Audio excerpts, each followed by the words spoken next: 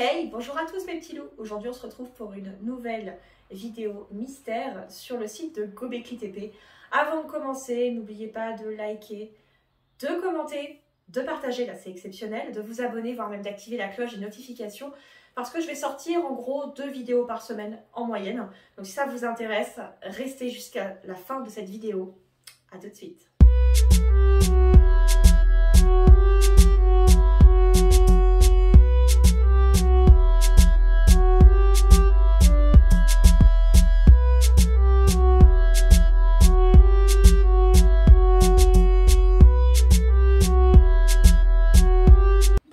Allez, allons tout de suite dans le vif du sujet, le site de Gobekli Tepe. Et alors là, ça va encore plus vous retourner le cerveau, donc posez-vous, hein, ok.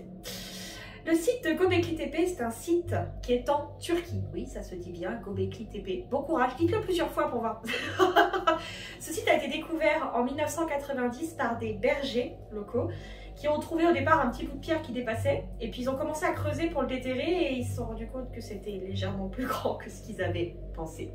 Donc on a un archéologue allemand, Klaus Schmidt, qui va travailler sur ce site de 1995 à 2014 et il va sortir de terre 6 grandes enceintes, dont l'ensemble principal qui va avoir 2 piliers qui font en gros 16 tonnes, pour plus de 2 mètres de haut.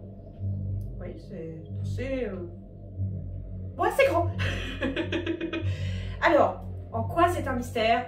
Qu'est-ce que c'est que ce site? On y vient.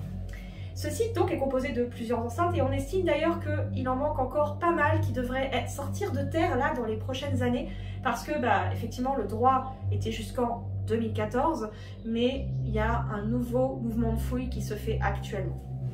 Alors, ce site est très problématique déjà parce qu'il a une date qui n'est pas bonne. Alors, je m'explique. En fait, ce site a été enterré délibérément. C'est-à-dire que les populations de l'époque l'ont enterré, certainement pour le préserver. C'est ce qui permet d'avoir une datation au carbone 14 aussi précise que celle-là. Le site est daté de, roulement de tambour, 11 500 ans. Oui, c'est plus vieux que les pyramides.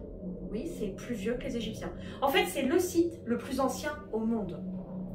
Alors, le problème, c'est que ce site est donc daté de l'époque du néolithique, donc une époque où on venait juste de passer la dernière grande glaciation et ça commençait à peine à dégeler. Bon, c'est dégel quoi. Le problème, c'est qu'à cette époque-là, on était censé être encore dans des grottes, voire être sorti très légèrement des grottes pour commencer à être chasseur-cueilleur. On n'était absolument pas sédentarisé et encore moins capable de faire des structures aussi gigantesques que Gobekli Tepe. Ce qui nous pose déjà un premier problème, c'est-à-dire qu'on est parti du principe que on se sédentarisait et après on développait l'agriculture et tout ce qui va avec. Et on s'est rendu compte que c'est l'inverse, c'est-à-dire qu'ils ont d'abord tout développé et ensuite ils ont construit leur temple. Ce qui est assez dingue, parce qu'en fait ça remet en considération l'idée même du développement de l'être humain à partir du néolithique, ce qui est très compliqué. Et ce site va poser énormément de problèmes et voilà pourquoi c'est un mystère.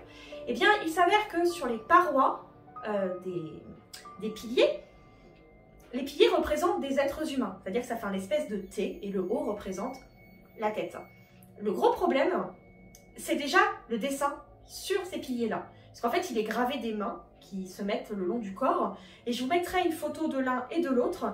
Il s'avère que ces dessins ressemblent étrangement aux mains sur les Moai, ces espèces de grandes statues sur l'île de Pâques qui, elles aussi, sont extrêmement inconnues. De plus, on a un deuxième problème. Eh bien, c'est que sur ces fameux pylônes en pierre, eh bien, il y a des dessins d'animaux qui n'existaient pas à l'époque dans cette région, on en est persuadé. Et en plus de ça, il y a des dessins d'agriculture, c'est-à-dire qu'on a des blés qui sont gravés, hein, et aussi on a des paniers. Là encore, on n'est pas censé maîtriser du tout l'agriculture, donc déjà, ils ont construit ce site, mais en plus de ça, ils maîtrisaient l'agriculture. Et ça pose un autre problème. Comment ont-ils fait? Parce que déplacer des pylônes de près de 16 tonnes en pierre, pour l'époque, c'était impossible. Et surtout qu'on pense qu'à l'époque, il n'y avait que des très petites populations d'êtres humains, chacun avec des langues différentes. Comment ont-ils pu faire ça, se regrouper, se comprendre et construire un tel site alors qu'on est censé être encore à la sortie de la grotte, avec nos peaux de bête? C'est donc totalement improbable. Et ça, c'est quelque chose qui... Les historiens, ils sont un petit peu embêtés avec ça, quand même. Légèrement. Surtout qu'on a d'autres choses qui sont assez étonnantes, puisqu'on se rend compte, par exemple, qu'il y a des paniers qui sont dessinés un petit peu partout. Sauf que ces paniers, ils sont aussi représentés sur plein d'autres monuments très anciens. Hein. Donc, le dieu Quetzalcoatl, qui est justement le créateur chez les Incas. On a aussi des représentations d'animaux qui ressemblent étrangement à des représentations sur des temples péruviens, sauf que là encore, c'est totalement impossible. Et on s'est rendu compte, à force de fouiller dans ces fameuses ruines, qu'en fait, ce site servait très certainement à enseigner l'agriculture à tout le monde. Et aussi devait servir d'observatoire astrologique, puisque ce site est parfaitement au degré près aligné sur le nord-sud. Ça va, vous vivez bien? Ok, c'est cool. Donc oui, ils pensent que eh bien, ce site a été créé justement pour enseigner aux populations, comme je vous le disais, que ces personnes-là avaient des connaissances supérieures et sont venues s'installer en Turquie pour enseigner aux populations locales comment faire de la culture de manière plus intensive.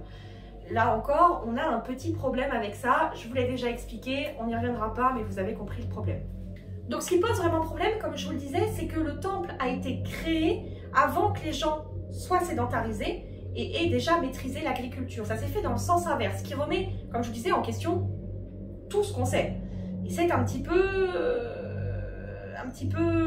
limite comme conception, parce que les historiens ne veulent pas l'entendre. Pour eux, c'est totalement impossible. Ils sont sûrs d'avoir leur connaissance. Oui, j'ai un problème avec les historiens, ne cherchez pas. Mais en tout cas, on a un mystère là-dessus, un mystère complet. Et surtout, le dernier mystère, le plus important, pourquoi l'ont-ils enfoui? Parce qu'il a vraiment été enfoui délibérément.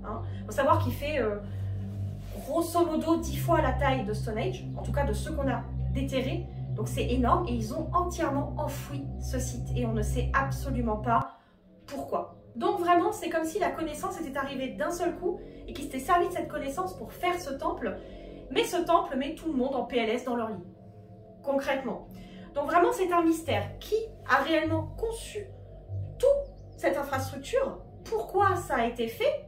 Comment se fait-il qu'ils aient eu de telles connaissances alors que c'est techniquement impossible? Et surtout, pourquoi l'ont-ils enterré? Eh bien, ce sont des questions où on n'aura certainement jamais la réponse. Mais peut-être qu'un jour, nous l'aurons. Après, peut-être qu'il y a d'autres sites comme celui-ci qui est enfoui quelque part et qui ne demande qu'à être découvert. J'en sais pas plus que vous, mais je me suis dit que c'était quand même intéressant de voir ce petit mystère. Bon courage pour essayer de le résoudre. Sur ce, mes petits loups, merci d'avoir regardé cette vidéo. N'oubliez pas de liker, de commenter, de la partager, de vous abonner, voire d'activer la cloche des notifications. Et nous, on se retrouve très vite pour un nouveau mystère. Ciao les loulous!